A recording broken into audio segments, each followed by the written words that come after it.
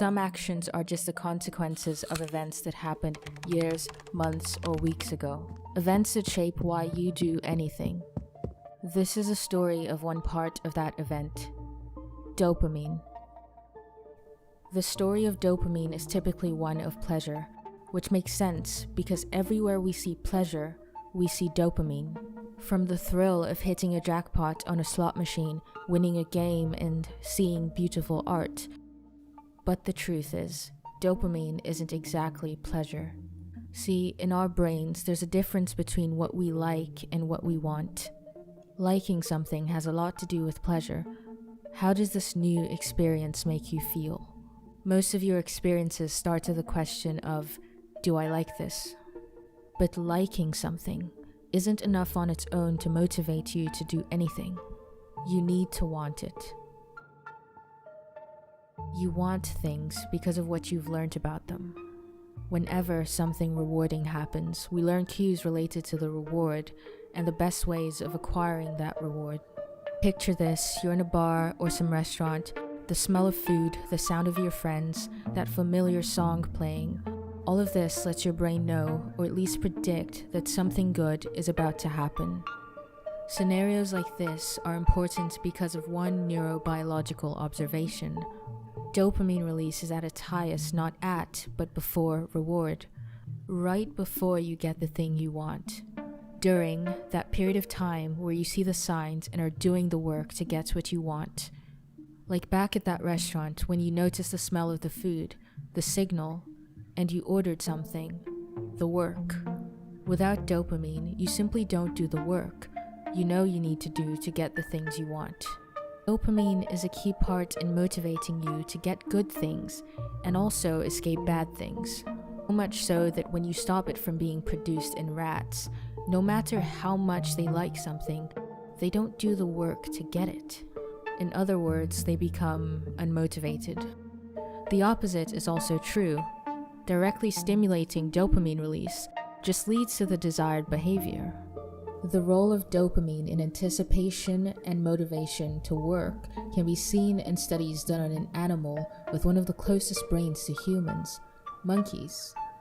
Teach a monkey a scenario. Light comes on, monkey presses lever, monkey gets food.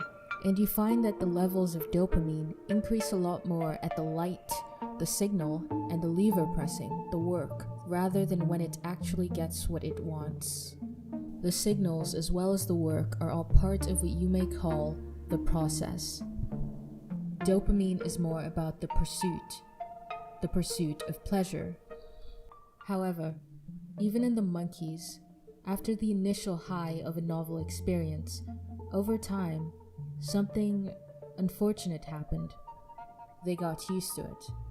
And now, much like humans, this new normal becomes a standard to judge all other rewards they get. In the exact words of neuroendocrinologist Robert SAPOLSKY, nothing is ever as good as the first time. But why would it need to be? You already know what to expect. Now, here's where things get strange. What if you only get a reward sometimes? Surely, your logical brain would realize that this is all kind of random and you should probably just stop. But you don't. The actual result is even more dopamine gets released and we just keep going, all for a chance at the reward. You've seen this trick before, because it's everywhere. Behavioral Engineering 101. If you want to create compulsive behavior, you simply cannot give people what they want all the time. Unpredictable rewards leads us to pay attention to cues, spend lots of time in environments, and keep doing things that tell us something good is coming. Telling yourself that if I just stay around here long enough, keep doing this, then something good may happen because hey, it happened before. Why not today? Why not on this turn? Dopamine loves maybe. Dopamine is probably one of the most interesting chemicals in the brain. It plays a large role in why we work for anything. Why we work to be the best, to win, and to survive. But of course, not all rewards are made equal. Not everything you desire ends up being good for you. This tends to be what gets dopamine in trouble. Dopamine is still the subject of controversy because of its weird association with pleasure and hedonism. But the truth is, it just plays a role in motivating you to pursue things, good or bad.